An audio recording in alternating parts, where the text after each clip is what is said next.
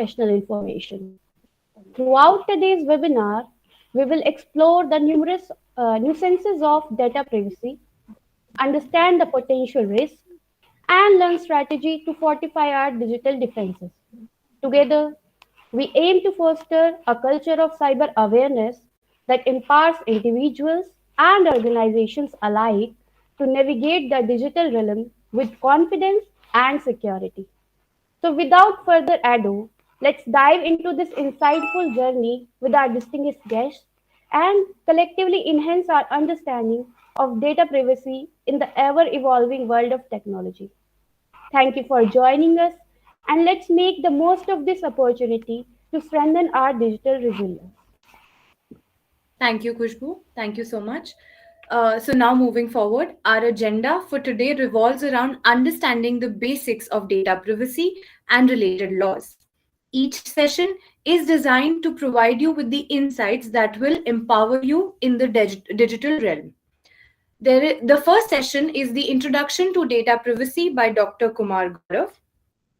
He will enlighten us with the basics of data privacy, covering topics such as the importance of safeguarding personal information, understanding privacy laws in Indian context, and being aware of online activities. So, without further ado, I request Dr. Kumar Gaurav to please take the session further.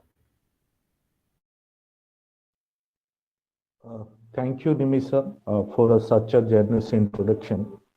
And taking into the consideration the time constraint and other speakers and the utility and the significance of data privacy, let me start with today's agenda. As for the today's webinar, I have to discuss and to introduce the concerns and the issues related to the data privacy.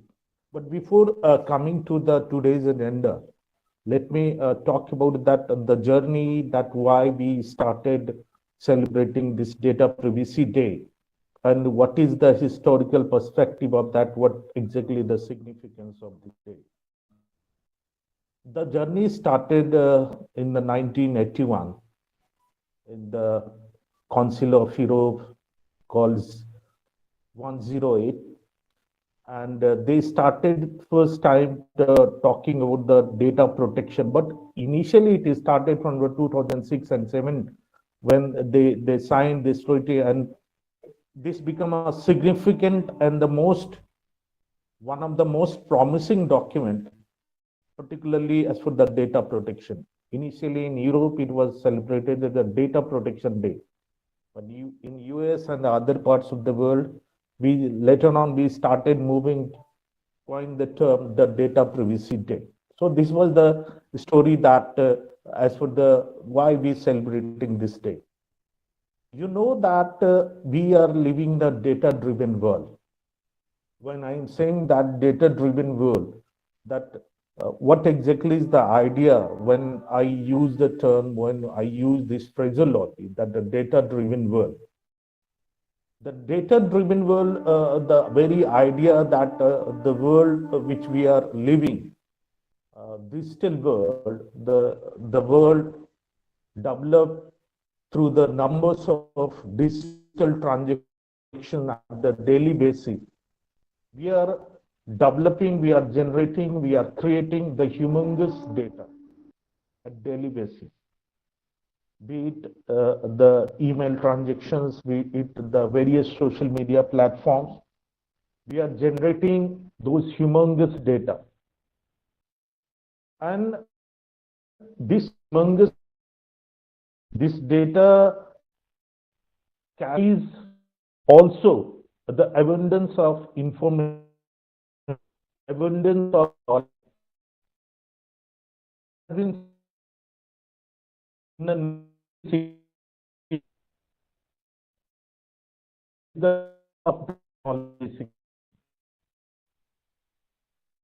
knowledge economy in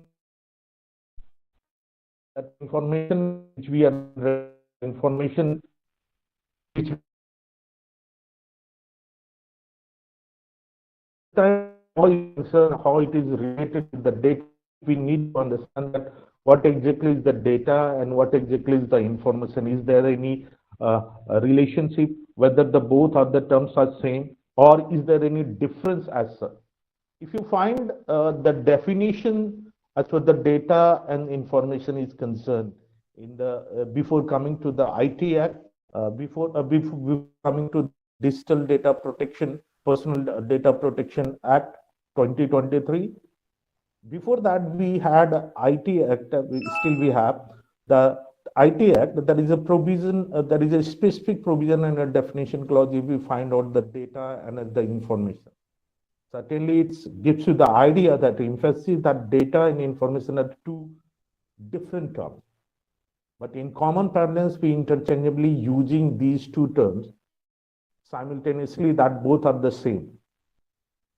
In simple terms, I will not go through that what exactly the definition. Instead of in very simple terms, I let you know that how we can differentiate. Data, when we talk about, it's a raw form of information, and information is the processed form of data. We collect the data for the census, we visit door to door the collected data, and when we process it, then we have the information, the education ratio, the gender ratio, the poverty level. Once we process this collected data, we have information. Although, as I said, that interchangeably in our day-to-day affairs, we are using the term data and information is the same. But in strict parameter, if we go, then we find that data and information are two different things, but interrelated. And also there is a relationship between the data and information. Now coming to the next aspect.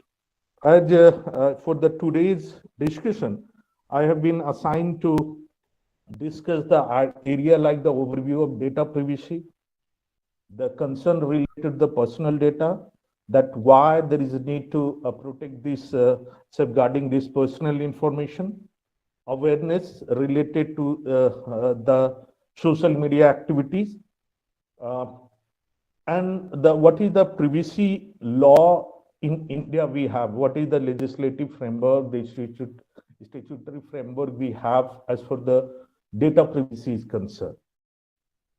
So before we move to the term data privacy, first we talk about the term privacy is all about. What exactly we mean about the term privacy.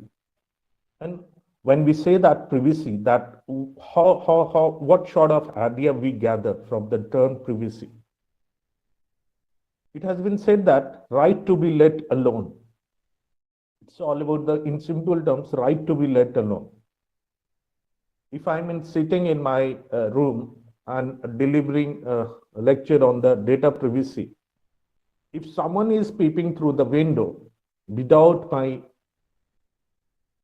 authorization, without my permission, he's not a member of my family, then it will be considered as the encroachment in my privacy. In the way I'm enjoying my life in my house, my home, it is considered as the interference. So the privacy is very much related to the right to be let alone.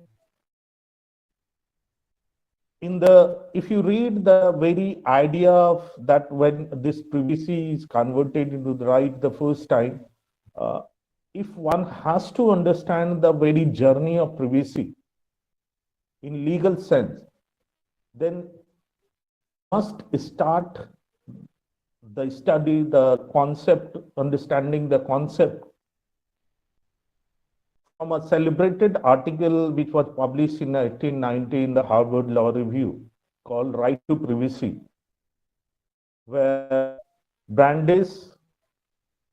Samuel Brandeis and Warren and Brandeis discussed first time the idea of right to privacy, where he considered that it is one of the basic rights.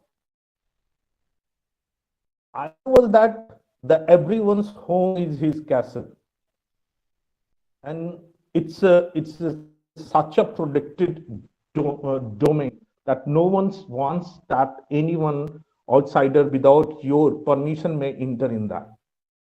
That is your private space.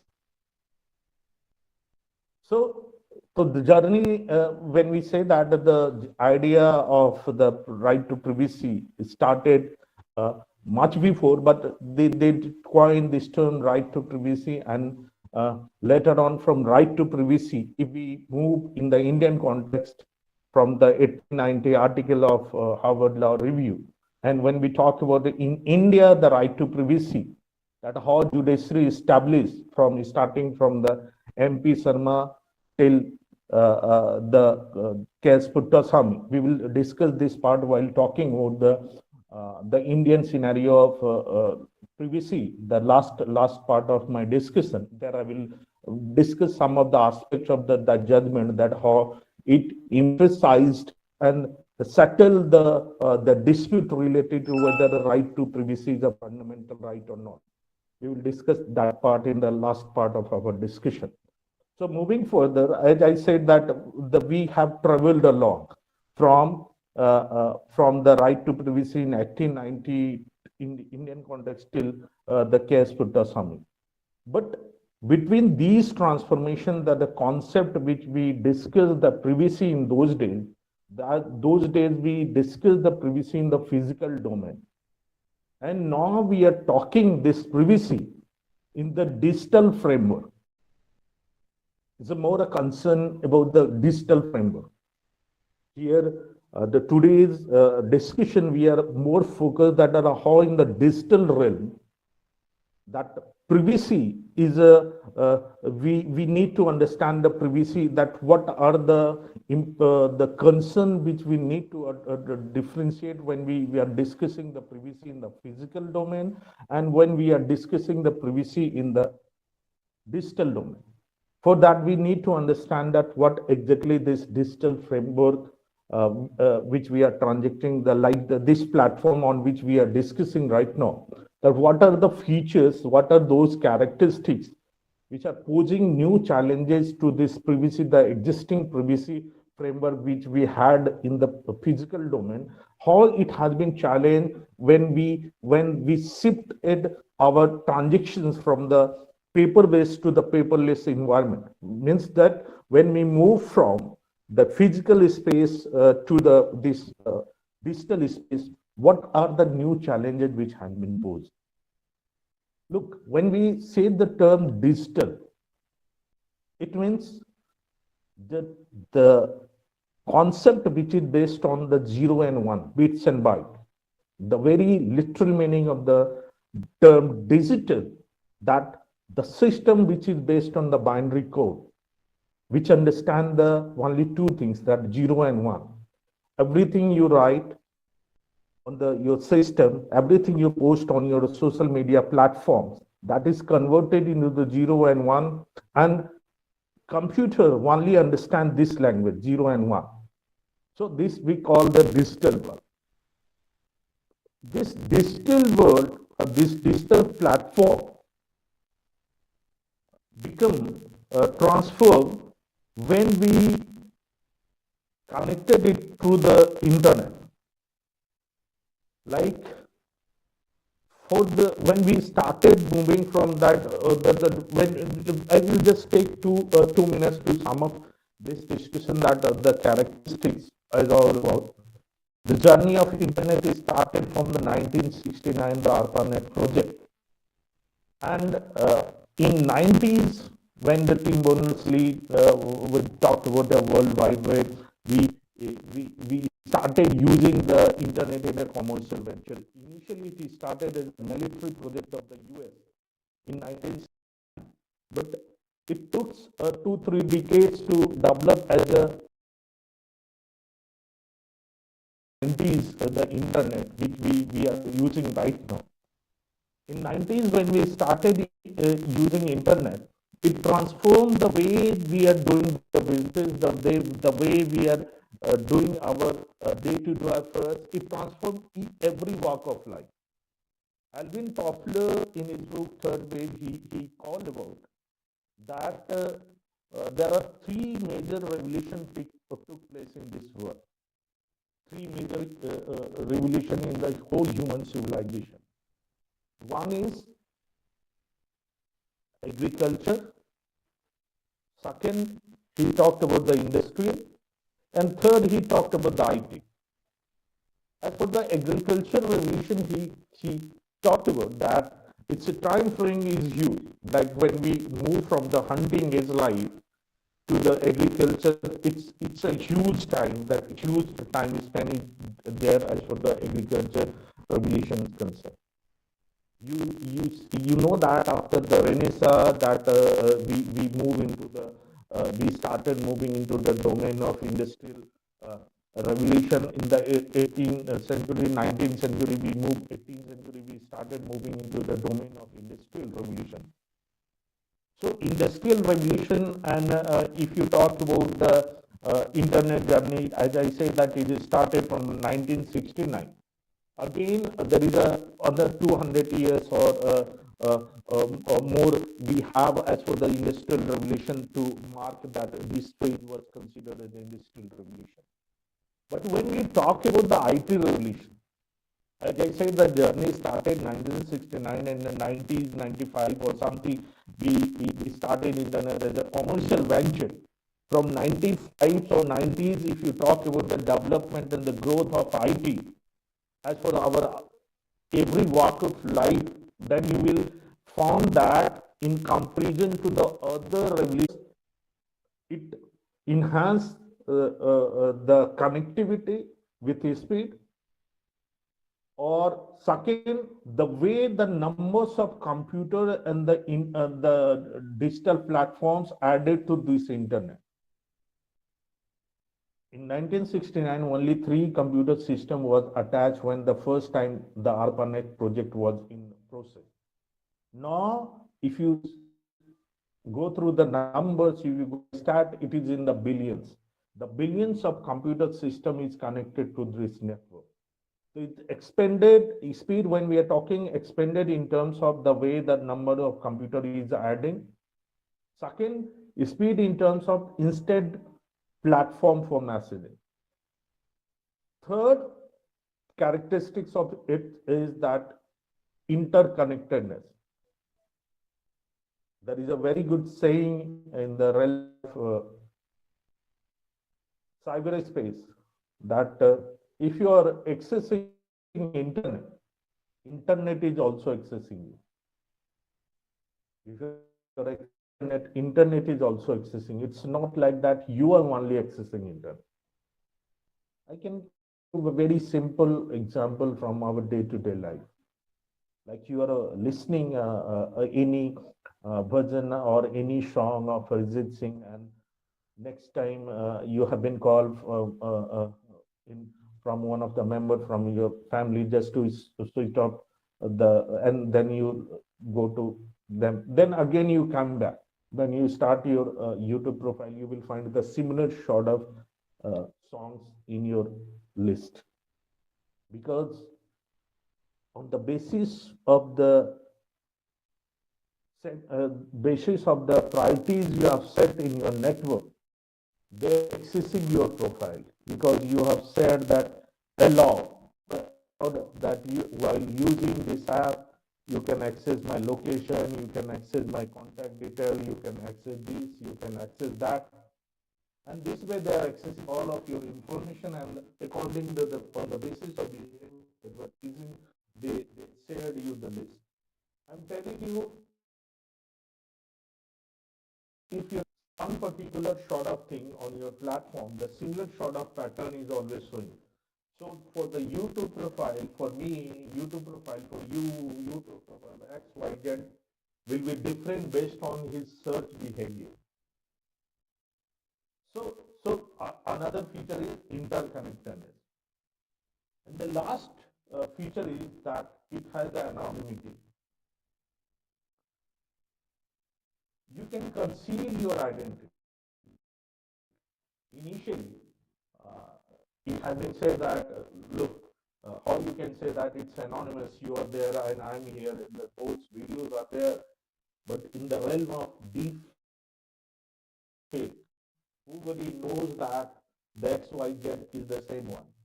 in the world of deepfake, we have recently witnessed this controversy in the where the one actress from the South actress Rasmika Mandana. There are numbers of incidents recently, the Sachin Tendulkar's controversy, that the deepfake.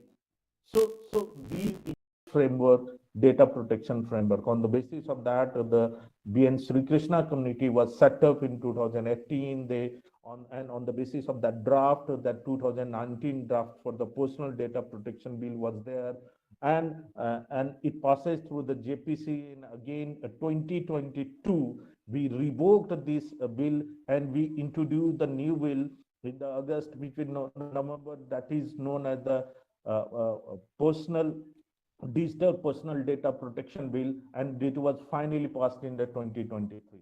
So this was the, in a brief journey, as I said, that as for the that when the in that judgment the judiciary emphasized the need of a robust framework to ensure that informational privacy, because informational privacy on stake is on stake, particularly in this digital framework, and it can be only ensured uh,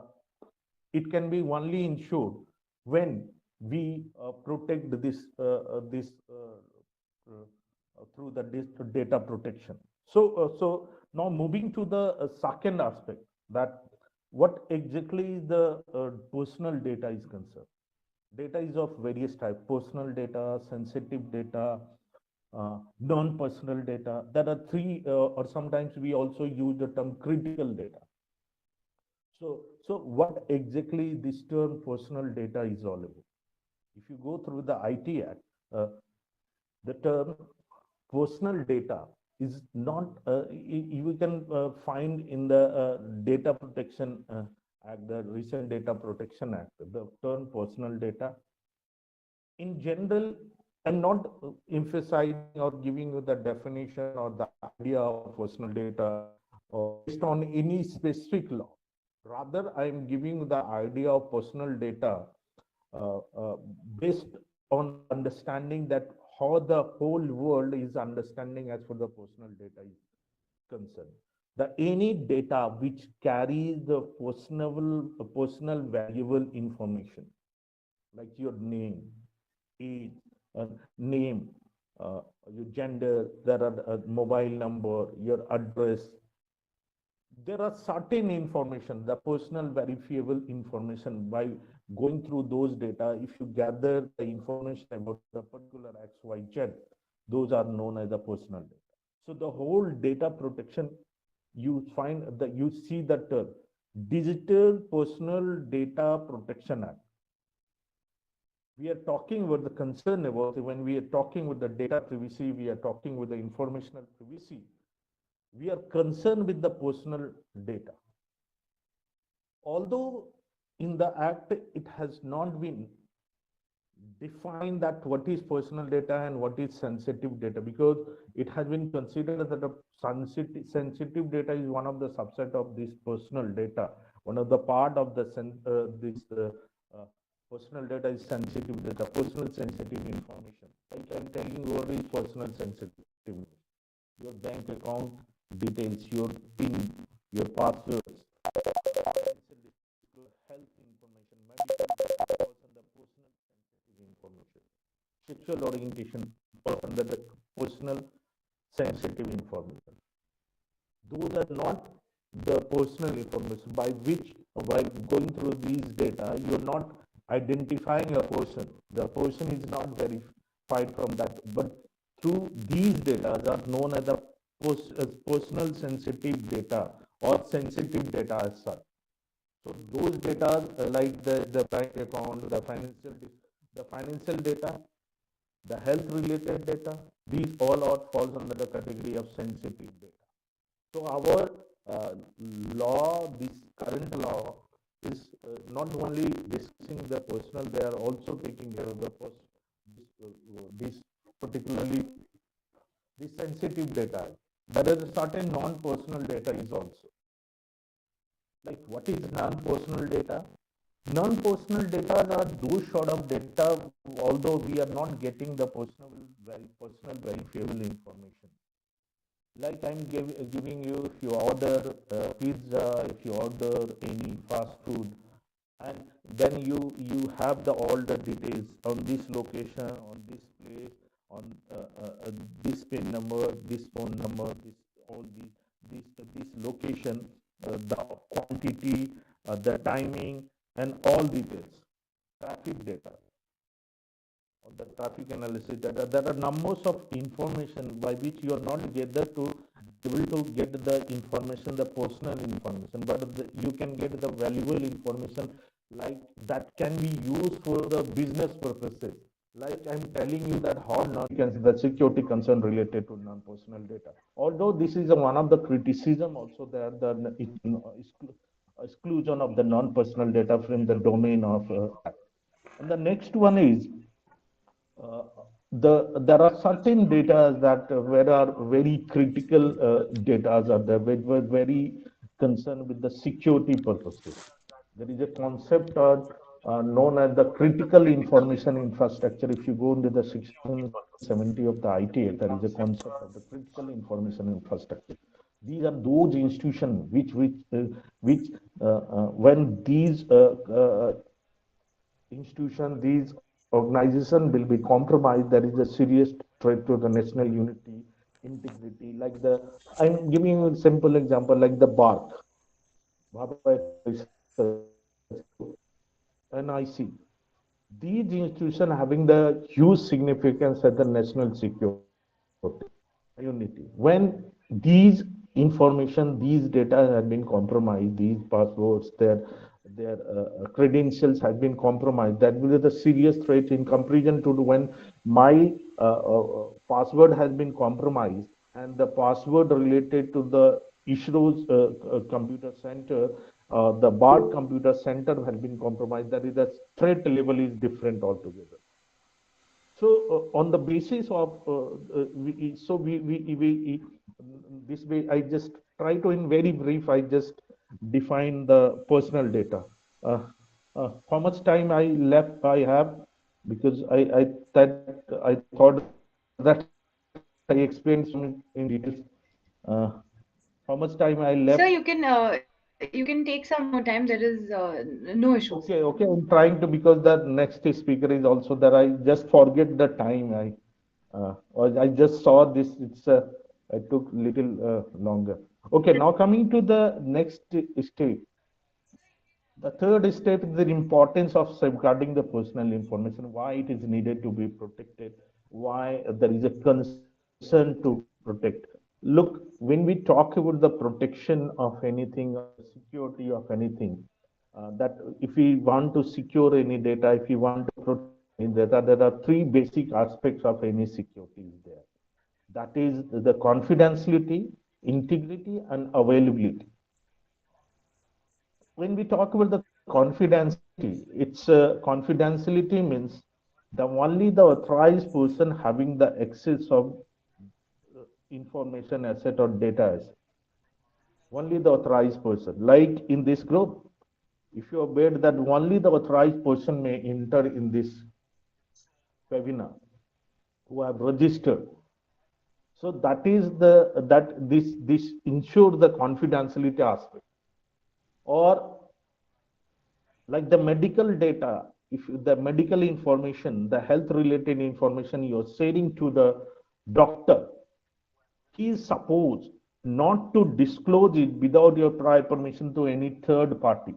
If he is doing so, there is a breach of confidentiality.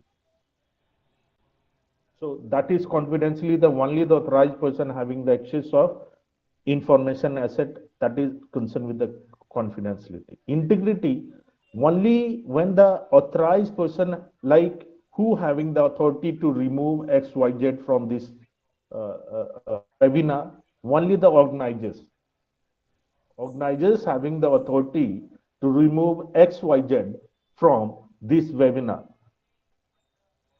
So integrity is means when the person is only the authorized person having the authority to make changes, alteration, modification, deletion in the document or information. That is concerned with the integrity.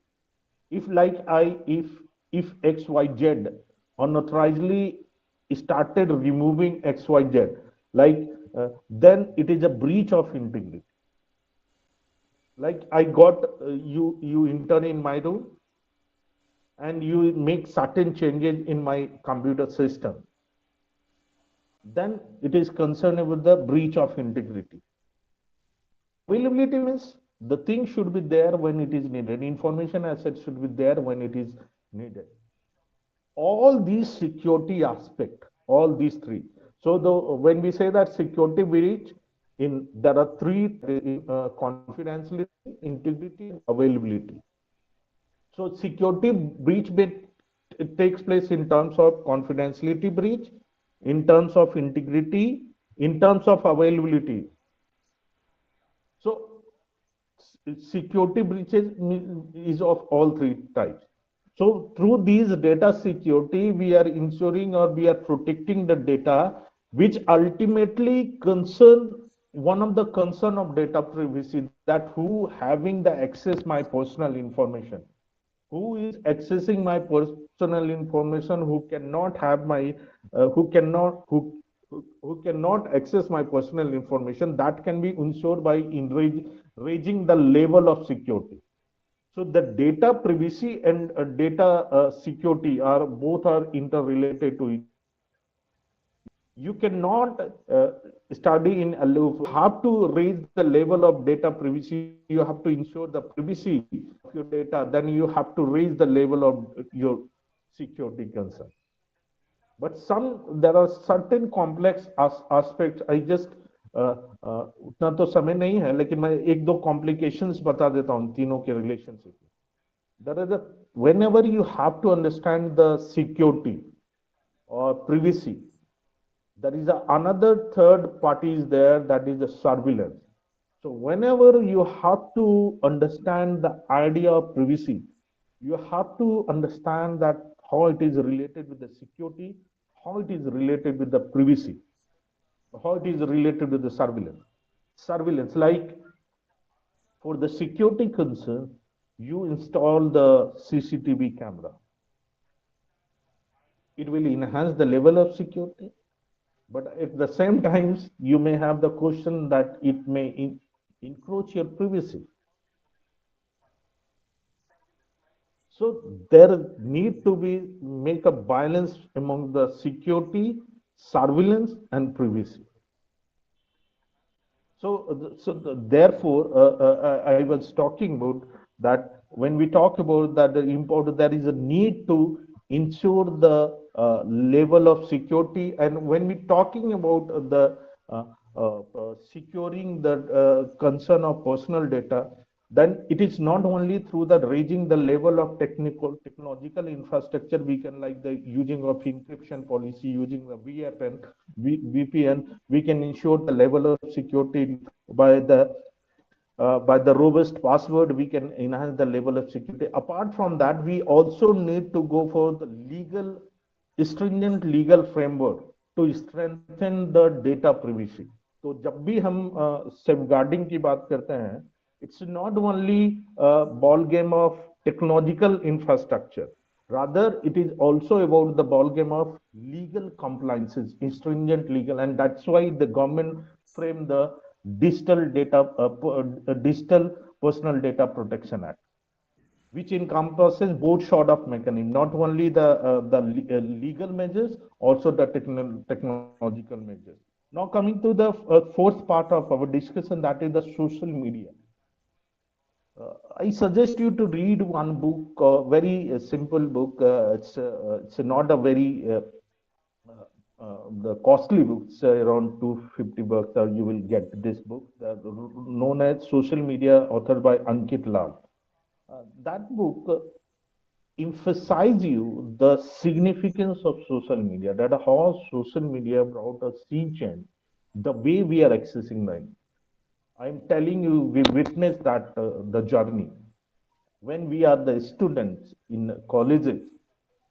When the first time we see that how we first time when we use the Facebook in 2008, when we use the Twitter first time, when we use the Gmail first time, what was the experience altogether, and how it brought a sea change. You just analyze only before WhatsApp and after WhatsApp your life. You, because why I'm giving you this example, because this transformation you have witnessed, this transformation you have witnessed in your life, this transformation which has been brought by one single platform. There are numerous platforms out there on this social media which transform our life. This platform can make Dabbu uncle famous in a just 2 day. On a Govinda's song, he danced in a private party and he became viral. At the same time, through this social media, one obscene video, one MMS clip become viral. So this platform is a very complex environment. Biggest strength of this platform is the biggest weakness also. The same platform can be used for good purposes, for the bad purposes. मैं class में हमेशा ये बात कहता हूँ, like this world is based on this digital world is 0 and 1. एक अच्छा step आपको नंबर 1 पे पहुंचा सकता है और एक गलत स्टेप आपको 0 पे बैठा सकता है.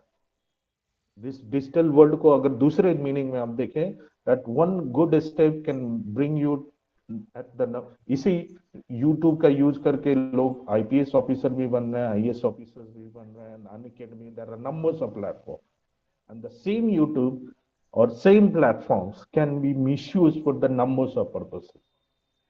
So there are numbers of threat which has been posed, and the numbers of opportunities which has been posed, which has been provided by these social media platforms. The numbers of artists, or the numbers of new, you can say that uh, new things you see in your life through these social medias. So both sort of things are there. But due to this social media, like recently I was talking about in initial part of in my discussion about the deep fake. So deep fake is one of the concern there, which is the menace of this social media.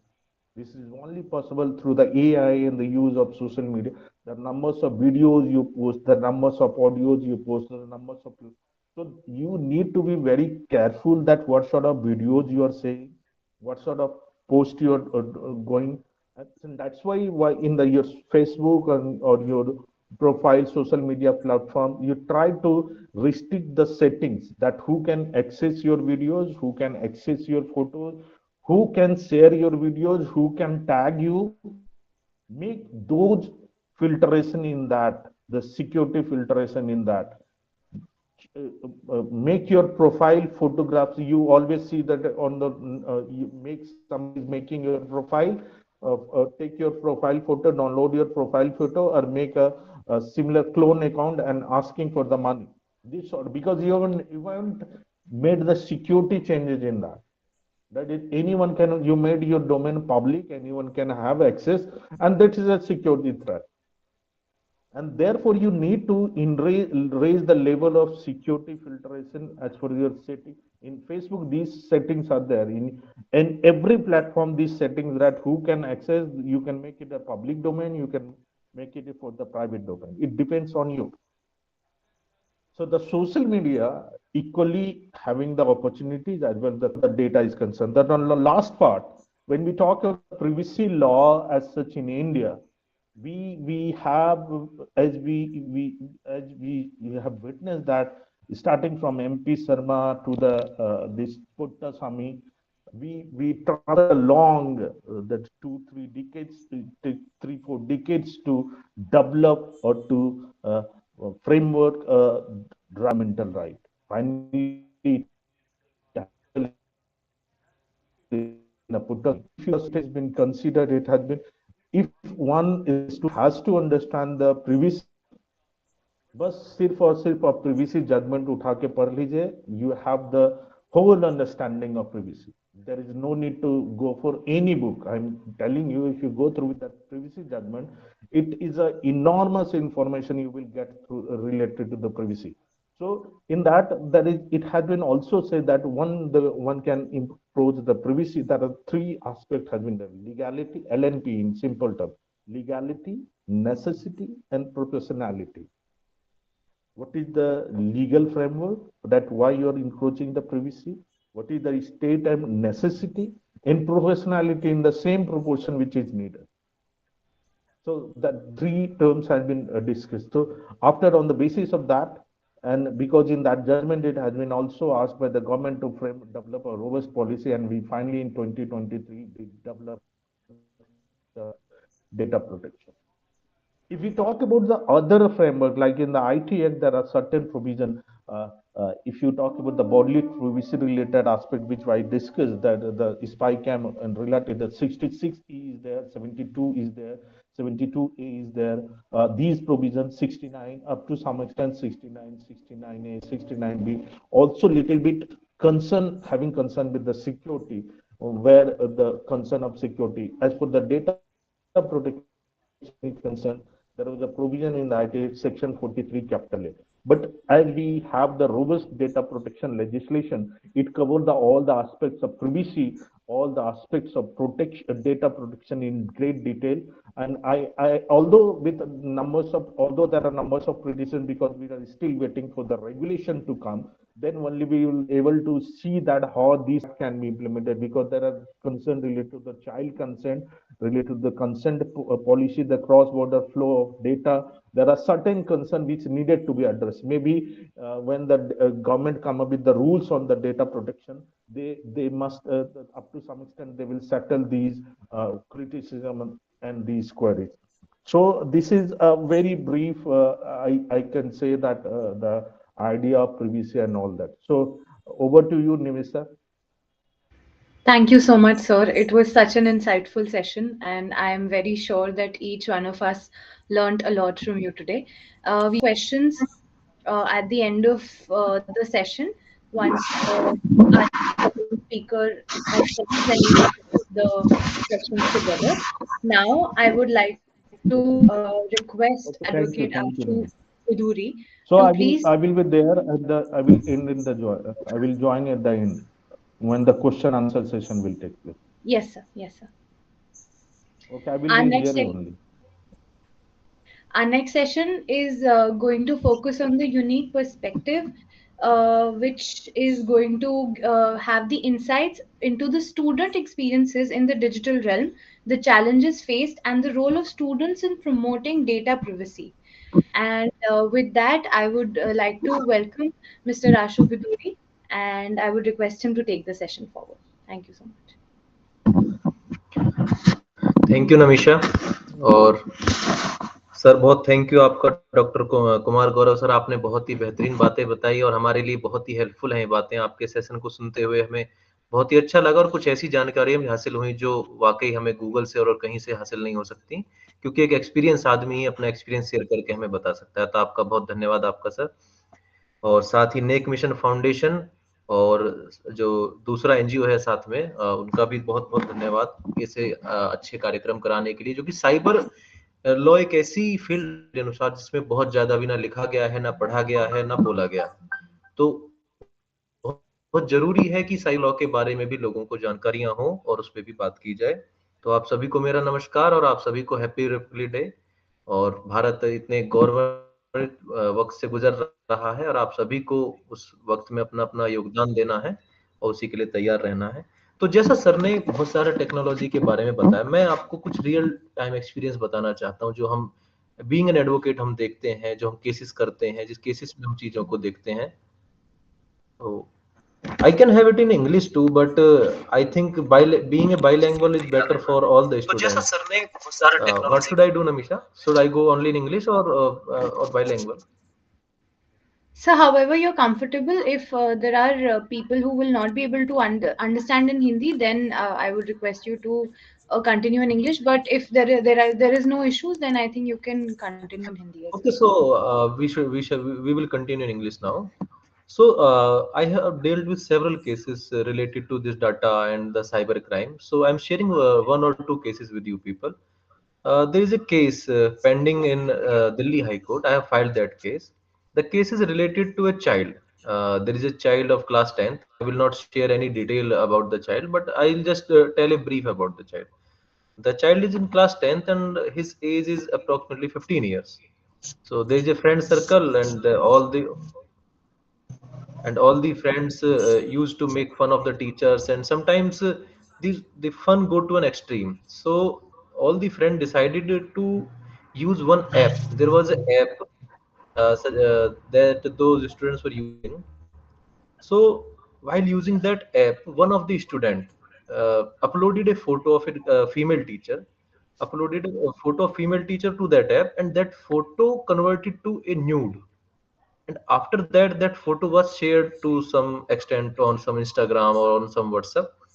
After that, the school administration took some action against that child, and that was some different issues. That child was punished and beaten by the teachers.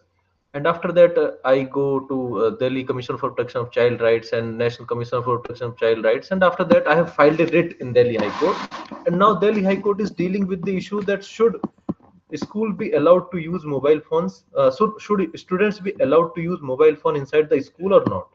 So this is a big, very interesting case going on Delhi High Court. I will share the judgments with the NGO, and you people can also get access of those judgments. Now I'm sharing one another case with you people. I got a case when there were two security guards. Both were doing their job at OLAX. So one of the security guard, being friends, share his credit card and his bank statement with other. And after that, the after that, his friend stolen some money from his account. So there are numerous of cases. So we have to keep our data, our account, our phone, everything. We have to keep that sacred. Now coming to another part, uh, you people are also aware of that there are some there is a term used, sextortion. You have, being a law student, you know the term extortion, but now there is one other term named as sextortion. And sextortion is related to a unique type of extortion in which the people used some girls call you on WhatsApp, and after that the call becomes so nude, and the girl on the opposite side is shoot a video. The girl shoot a video, and after that the girl send that video to you and ask for money. I have dealt with the 2 or 3 cases in this section. तो जहाँ पे लड़कियों ने ऐसे video बना के भेजा और बोला कि मुझे 3 लाख 4 लाख रुपए चाहिए, और उसके बाद उस आदमी ने वो पैसे देने पड़े। तो ऐसे केसेस में क्या होता है, आदमी पुलिस स्टेशन भी नहीं जा पाता है और लॉ एनफोर्समेंट एजेंसी से मदद भी नहीं ले पाता है, जिससे कि प्रॉब्लम्स क्रिएट होते हैं। तो इन सब चीजों से हमें अवेयर रहना चाहिए। ये सब चीजें आपसे इसलिए बताई जा रही हैं क्योंकि इन सब चीजों का कुछ ना कुछ प्रॉब्लम जो है आप लोगों को फेस करना पड़ सकता है, और इन चीजों को हमें अवेयर रहना चाहिए। अगर हम अवेयर नहीं रहेंगे तो इनकी प्रॉब्लम्स हम फेस करते रहेंगे। Also, there are some offers that we people get on WhatsApp that there is a part-time work that we can do and we can earn some more money. And while on those links, we share our personal details, our contact details, and after that, some fraud can happen to us. And there are several cases of these type of fraud committed to the people. So, coming to another part which I have to deal with, what is the role of students in protecting for the data privacy? Being a student, I think that people of our age, like age of 18 to 24 or 25, are well versed with the technology. We can have a discussion with our friends, we can have a discussion with our parents, or our neighbors or our grandparents. We can update about the security features, about the uses of mobile phone, laptop, and bank account uses. Like there are various payment apps like Paytm, Google Pay, Phone Pay. We can aware our parents about these apps, and we can tell them that how to use these apps in a secured and protected manner. Because if our parents can't use those apps in a protected or secure manner, then they can be uh, they can be encountered by some fraud or some scam with them, because there are several type of scams going on, in which the people have to click only have to click on a link, and only by clicking on that link, there's some amount got transferred to another account. So we have to we have to make awareness to our society. We have to make awareness to our parents, our friends. Because having a discussion always helps us. I'm telling you, in advocacy as well, if, young lawyers like us have a discussion with our seniors. We got to know about the law from them, and they used to learn about technology from us. Nowadays, in Supreme Court and High Court, people use iPad. They use iPad for arguing the case, for presenting the documents within the court, and drafting is only with the iPad, and also filing of the cases is online. Everything is online. Hearing is also going to through video conferencing. So sometimes we learn from them, and sometimes they. Technology is a very important feature, and we need to have a discussion on technology. Only after that we can have some fruitful discussion on that. Creation of data, I think Gaurav sir can tell much better, but I encounter with some figure that approx 1.7 megabyte data is created every second. Per second such data is created and uploaded on Google and various platforms. So if data is in such a big number, then it can be dangerous if we don't use data protection. So data protection and privacy is very important, because such type of data can create numerous of crimes and create a number of problems for the society. Coming to another aspect, dealing with practical life, we all of us use Facebook, WhatsApp, Instagram, and a number of apps that we have in our smartphones. And while dealing with these apps, we grant a lot of permissions, lot of accesses to those apps. Like we grant them permission to access our contacts, access our gallery, access our camera. Every type of access is provided. We don't understand that while granting such access to apps, we are sharing our data with those apps, and that data can be used in a numerous of ways for committing fraud or for anything. Like I am giving one short example to you, that you all of you are a student at Delhi University. So you must have filled the examination, or you must have filled the form for admission in the Delhi University. And you might have seen that after filling that form, you have got various emails from MIT University or from various other universities for your admission in law. How those universities came to know that you are going to take admission in law? So your data is not so secured. So we have to be very sure while sharing our contact details, while sharing our details, that this data can be used, can be misused. Anyone can misuse this data. So we have to be much careful about this. Now, coming to another aspect, like if we search something on Google, like today I search on Google that I want to buy some shoes, or I want to buy some pants or some mobile, then I got I will get notification in my. If I search on my mobile for a that I want to buy a laptop, after that I will find that I have got an email from Dell, I have got something from somewhere. So my every single step is being counted by somewhere. Some servers are there. I am in direct surveillance, because my smartphone is like my body part. Everything I'm thinking, I'm typing, I'm doing anything, that is being recorded by the mobile phone. uh, our life is completely dependent on these mobile phones, smartphones, laptops. Everything is nothing is private, everything is in public domain. Now, coming to advocacy. So some real time experience I am sharing with you, that we advocates are very much dependent on this technology, these smartphones, and we are sharing our data. And for our cases also, there are some certain apps like e-courts and some other apps are there.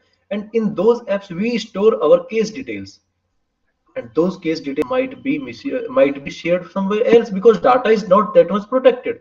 this, the advocates used to store everything in a written format, like in their diary or somewhere in such. But now we are using the technology, and everything we are saving digitally. Like nowadays, we are receiving payments in digital forms. The client used to pay us or using Paytm, PhonePe, and some other apps. So we in advocacy we use a lot of digital media, social media, and many other things. So we also need to be like I talk about documents, files. We store all these documents, files. So many times we store these documents in like Gmail, or we share these documents through Gmail. And there are various spaces on Google where we store these files, these documents, and many times these can be corrupted by some software or something else. This might be corrupted and misused. We have soft copies of our cases in our laptop. That while drafting cases, we used to store our copies of those files in our laptop, and those files can be misused. And we are very much aware about these law websites like Manupatra, Live Law, and or there are some more websites that we use while searching for case laws, while searching for while our research.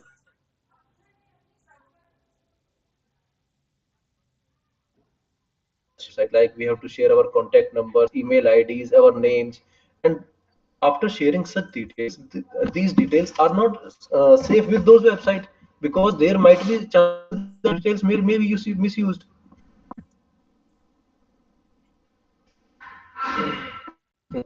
Now let's discuss that what people do with our data. You you being law student, you have been seen many times some news that some data has been sold on dark web, some data has been purchased from dark web, this much data has been leaked on dark web. So why the people are buying data?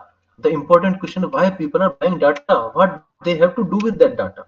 So let me tell you some experiences which I have. I'm telling the real time experiences because I am also associated with some political parties and some social workers and some NGOs.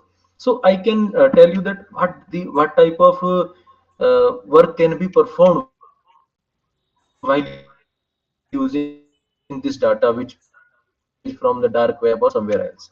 So nowadays, you know that there political parties have a lot of data.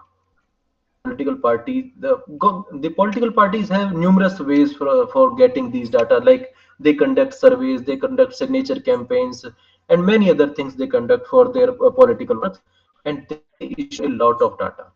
And while dealing the elections, you know, there are certain PR agencies like Prashant Kishore, IPAC. You people might have Prashant Kishore IPAC company, and some other PR agencies as well. What those PR agencies exactly do? They have data, they collect data, they perform surveys, they calculate the cost, everything about the constituency. While the elections, you people might have received some messages that you have to cast your votes for this, you have to cast for your vote for that. So how these political parties are getting your mobile number or your email or your WhatsApp or your Facebook or any your contact details, those political parties are getting. So all these datas which we store somewhere or while using apps or something else, these all datas are being used for this purpose. Like many times I have seen that political parties get these data from the Facebook, and many times I have seen that political parties get these data from somewhere else, like MCD offices or some other agencies. The political party arrange that data. And other than that, there are many surveys going on, and in those surveys our data is being used, because we use Facebook, while we use Google, we watch a lot of things. While using YouTube, we watch a lot of things, and these things are being stored digitally somewhere. And from those places, the companies or the many other PR agencies, they got our data, and analyze our data, and after our data, they form a chart or something, and that after that they present that chart to some people, and that can be used by those people. So there are many scams, fraud going on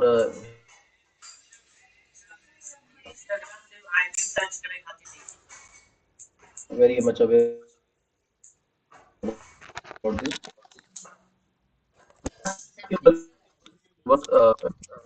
Because Google has become one important part of everything we need to search. We go to Google, and for me as well, if I have to prepare for I used Google. I went to Google. I analyzed some facts. I got some facts. I read some articles. So all of us are using Google. So if we talk about national security or our defense system, we all are using the apps, and those apps are not originated from India, like Google, like Facebook, like Twitter, and many other apps. And those apps don't have their origin in India, and our data is also not being stored in India. Our data is also being stored outside India.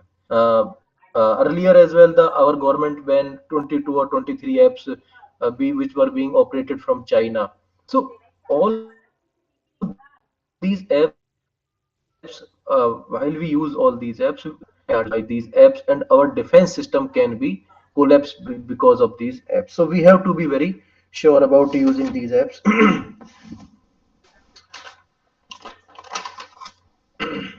So now coming to another aspect. So what we have to do? I'm I'm cutting short my I'm cutting short my session because sir have gone to a extreme, because sir have told many things to us. So I need to be I need to only focus about practical aspect, because theoretical sir have given us a lot of idea. So what we need to do for protection, I think there must be some laws. Although the government recently have passed a data protection bill, and in that bill, the government is focusing on having a local data storage for all the apps, I think. So government is also doing something regarding this. So I think we must have a local data storage for all the apps that we are being used, and this local data storage can be controlled by the government, and this control may help us while our defense or anything else. And other than this, we should read all the terms and condition before signing into any website or to any app or somewhere we are. If we are signing in somewhere, then we must read all the terms and condition properly while our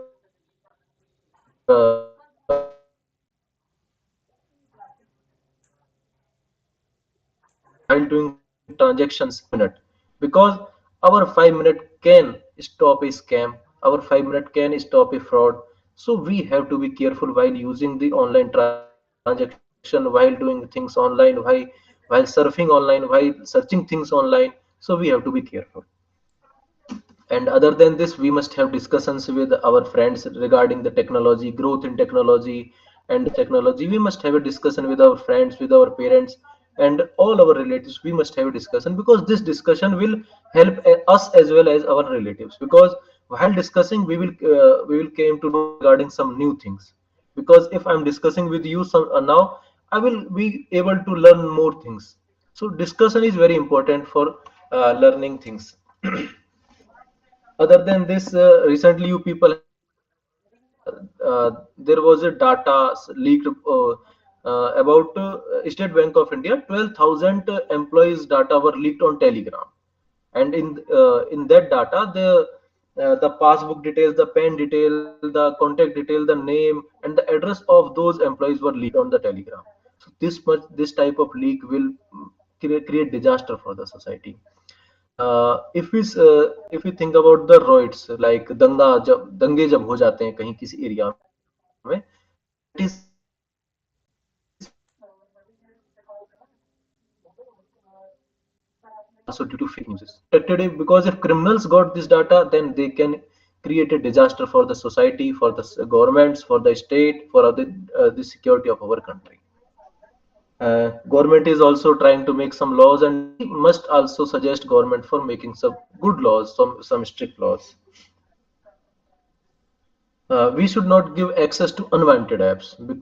Before installing any app to our mobile, we must be very careful about that app. We must at least go and study about that app, because nowadays you people know that even some people suggest me as well. If I don't have Amazon Prime password, if I don't have subscription of Amazon Prime or Hotstar or something, then some people suggest install this app. This app will help you to access the your Hotstar or access the Prime videos. I can access using that app for once or for the twice, but my data, that is really very important, may be misused by those apps, because I can save 100 rupees or 200 rupees or even 1,000 rupees, but the misuse of that data may damage for lakhs. So I have to be careful about that. And I must tell you, UPI. You people might know UPI because all of you must be using Paytm, PhonePe, Google Pay. All of you must be using that. So one interesting fact about UPI is that UPI is our own creation. While we are using, UPI is not our own Indian originated company, but still, because UPI is there, so our data is only within the territory of our country, and that is not with some other country, or that is not with some terrorist or with, some anti-state elements. So our data is within our Indian territory. And one more interesting thing about this UPI is that there are some other countries as well, like Singapore, and some other countries are like UAE and Nepal are as well using our UPI. So this type of systems must be there. Like we have NIC, National Information Center, which stores our data. So such type of agencies and must things must be there. And one more suggestion, if I have to give to the government, that I will suggest that there should be some task force for these cyber crimes, especially designated.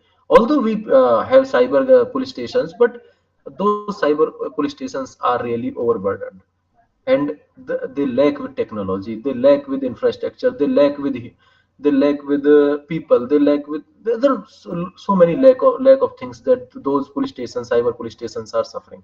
So government should focus on these police stations and give them more power, more infrastructure, and more special trained people. And this is need of time, because if we don't provide such infrastructure now, then the coming artificial intelligence, AI, and the growing use of technology and the growing use of data can create a big disaster sometime. Because sometimes you people have heard that some of the movie have been leaked on YouTube, or some movie has been leaked here, and these type of leaks have created have because of such leaks, the country have suffered economical loss. Recently, some I heard about that the Korean attackers leaked one of an American movie on some YouTube or somewhere else, and because of that, America suffered some economic losses. So we have to be careful about such things, and our government must create some cyber laws, so that, and also create the cyber task force. And we also have UIDI, where our Aadhaar informations are stored. So the government is trying, but we people also have to focus on such things, because being a democratic country, our government will only do whatever we demand. If we don't demand for such things, our government is not going to do anything. Because if we demand only for religious things, or if we demand only for like other things, then government is not going to work on the serious aspects. So we have to suggest the government that the government should make some laws, that the government has to make some that the government has to work for our easily, and technology can't become a disaster for us. So a very thank you to all of you, and I think I made some efforts to enlighten you people. And I'm very thankful for the organizers and also Kumar Gaurav sir, because sir have shared some very important information with us. Thank you. Thank you so much to both our esteemed speakers. I think it was an amazingly insightful session, and all of us really learned a lot. Now we would head to the Q&A session. I would request everyone to put in their questions in the chat box, and I shall read out the questions, and both our speakers can then go ahead and help us understand a little bit more about cybersecurity. Or if somebody is more comfortable in using the mic or switching on their camera and mic, so you can please go ahead and ask the questions that way as well.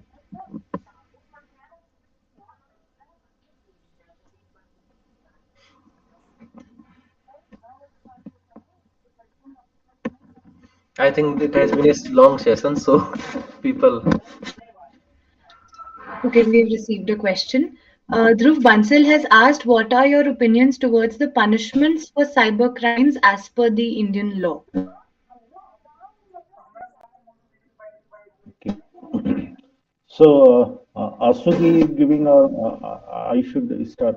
Sir, it's up to Asuji.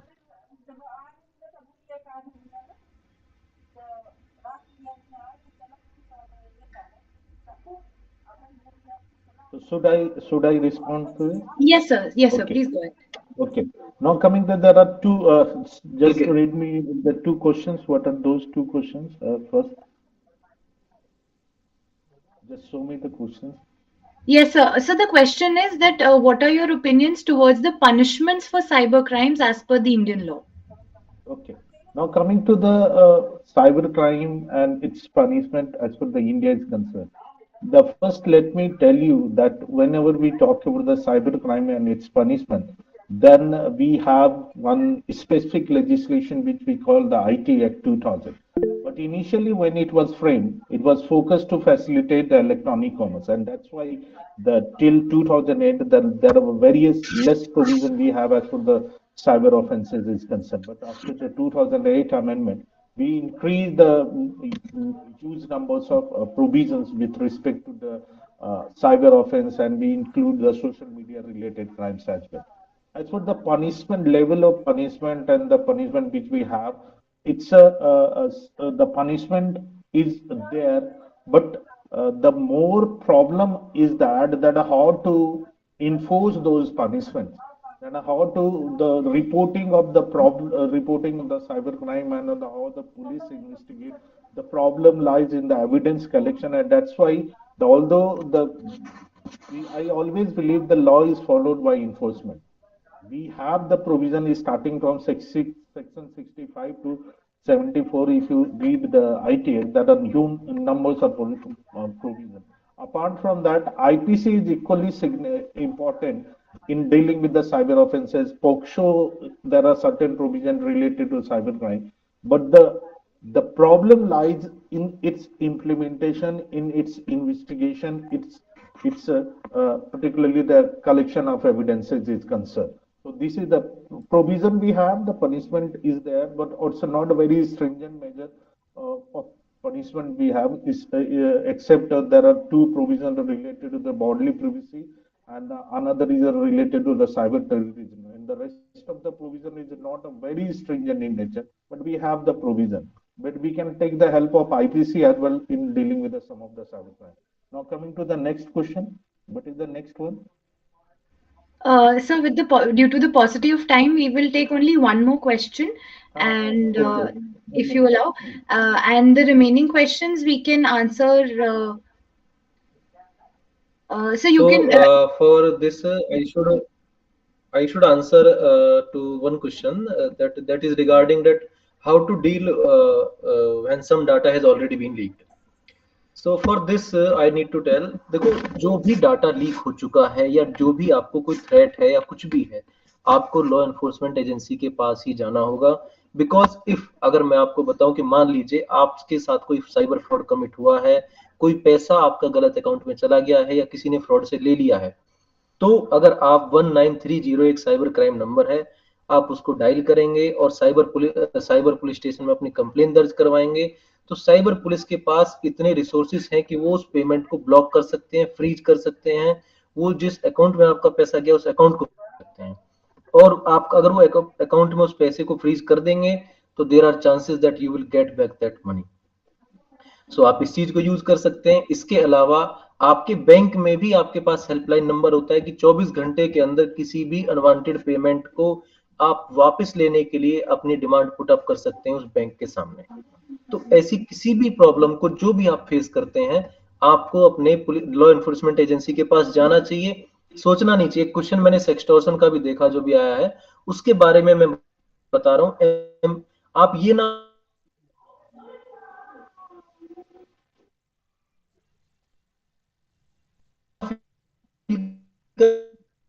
कि भाई आप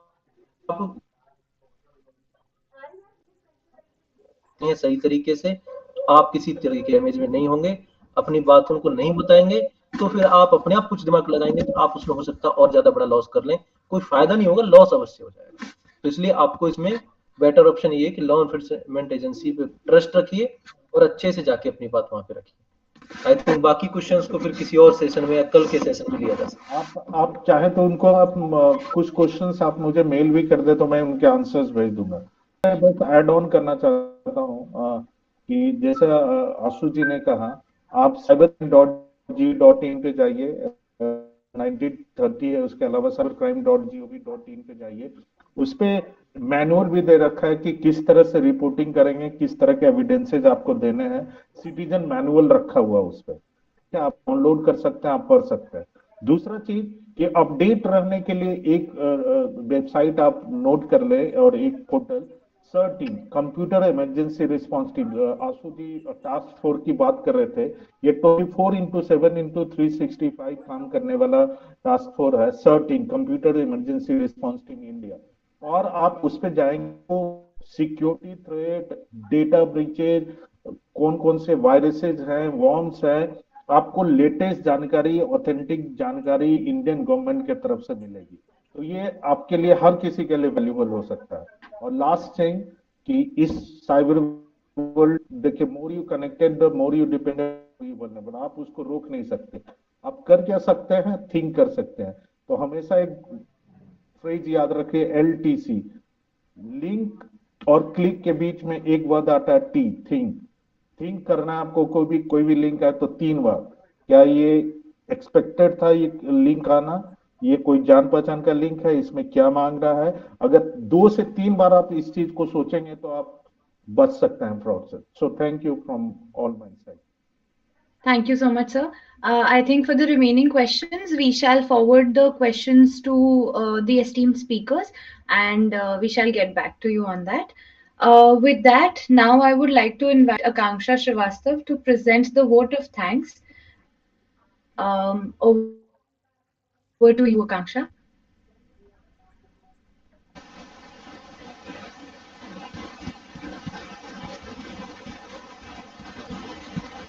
A very good evening to all of you. I stand here profoundly grateful for the honor of having such distinguished individuals join us for the webinar today, organized by Naksh Foundation and Lake Mission Foundation.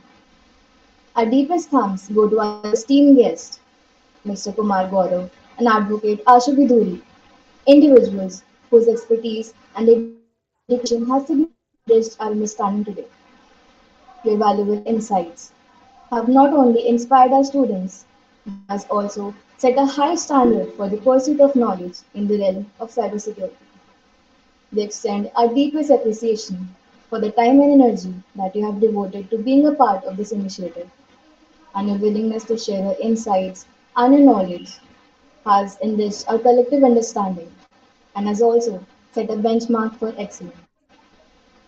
And to all the attendees, we would like to thank you for your active participation and enthusiasm, as it has really made a great difference in making this event a success. And a special thanks to our dedicated event coordinators, Mr. Rishabh Singh and Mr. Dinesh Chand Meena, as they have put great efforts to making sure that this event runs smoothly. And we really appreciate your contributions, sir. In conclusion, I would just like to add that thank you so much to everybody present here for the knowledge that you have given, and also for not only taking part in this event but also becoming a part of our mission to raise awareness about cybersecurity. Thank you everyone for your time, energy, and commitment to the advancement of cybersecurity. And lastly, Thank you. I would just like to add that we are very excited to have you all again tomorrow to join us for the webinar. Thank you. Really a wonderful Build a digitally empowered and secured Bharat. Thank you so much and good evening.